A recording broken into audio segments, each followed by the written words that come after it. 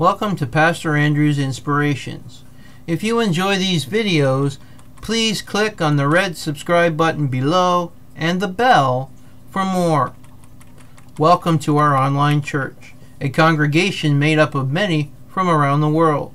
No offering is necessary. Subscribing and watching videos will keep us alive under God's watchful eyes. Today we will be reading Exodus chapter 8. If you have any questions, please leave a comment below. Matthew Henry wrote, "Pharaoh is plagued with frogs. Their vast numbers made them sore plagues to the Egyptians. God could have plagued Egypt with lions or bears or wolves or with birds of prey, but he chose to do it with these despicable creatures. God, when he pleases, can arm the smallest parts of the creation against us. He thereby humbled Pharaoh. They should neither eat nor drink nor sleep in quiet, but wherever they were, they should be troubled by the frogs. God's curse upon a man will pursue him wherever he goes, and lie heavy upon him whatever he does. Pharaoh gave way under this plague. He promises that he will let the people go. Those who bid defiance to God and prayer first or last will be made to see their need for both. But when Pharaoh saw there was respite, he hardened his heart. Till the heart is renewed by the grace of God, the thoughts made by affliction do not abide. The convictions wear off, and the promises that were given are forgotten. Till the state of the air is changed, what thaws in the sun will freeze again in the shade." Exodus chapter 8. And the Lord spake unto Moses, "Go unto Pharaoh, and say unto him, Thus saith the Lord, Let my people go, that they may serve me. And if thou refuse to let them go, behold, I will smite all thy borders with frogs. And the river shall bring forth frogs abundantly, which shall go up and come into thine house, and into thy bedchamber, and upon thy bed, and into the house of thy servants, and upon thy people, and into thy ovens, and into thy kneading troughs.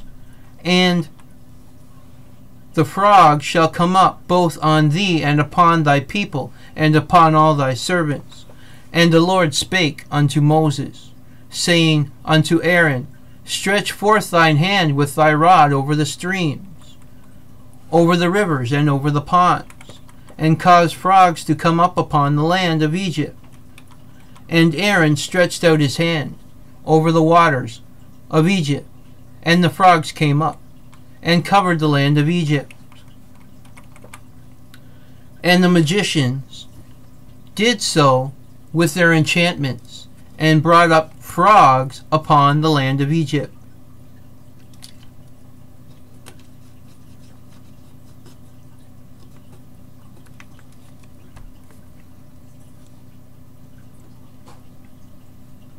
Then Pharaoh called for Moses and Aaron and said,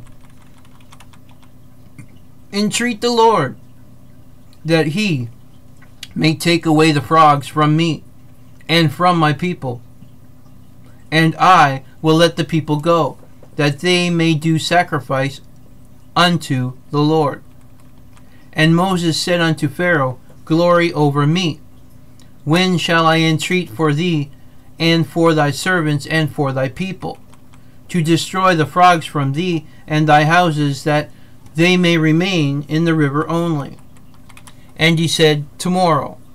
And he said, "Be it according to thy word, that thou mayest know that there is none like unto the Lord of God, and the Lord our God.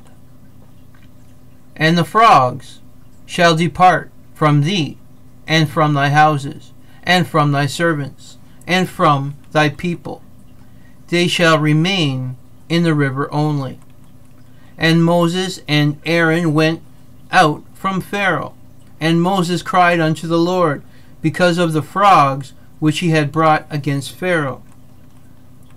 And the Lord did according to the word of Moses. And the frogs died out of the houses, out of the villages, and out of the fields. And they gathered them together upon heaps, and the land stank.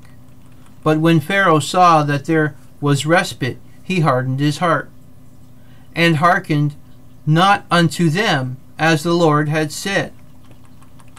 And the Lord said unto Moses, Say unto Aaron, Stretch out thy rod, and smite the dust of the land, that it may become lice throughout the land of Egypt. And they did so, for Aaron stretched out his hand with his rod, and smote the dust of the earth, and it became lice in man, and in breast, and in beast. All the dust of the land became lice throughout all the land of Egypt. And the magicians did so with their enchantments to bring forth lice, but they could not. So there were lice upon man and upon beast. Then the magicians said unto Pharaoh, This is the finger of God. And Pharaoh's heart was hardened, and he hearkened not unto them, as the Lord had said. And the Lord said unto Moses, Rise up early in the morning, and stand before Pharaoh. Lo, he cometh forth to the water, and say unto him, Thus saith the Lord, Let my people go, that they may serve me. Else if thou wilt not let my people go, behold, I will send swarms of flies upon thee, and upon thy servants, and upon thy people, and into thy houses, and the houses of Egyptians shall be full swarms of flies, and also the ground whereon they are.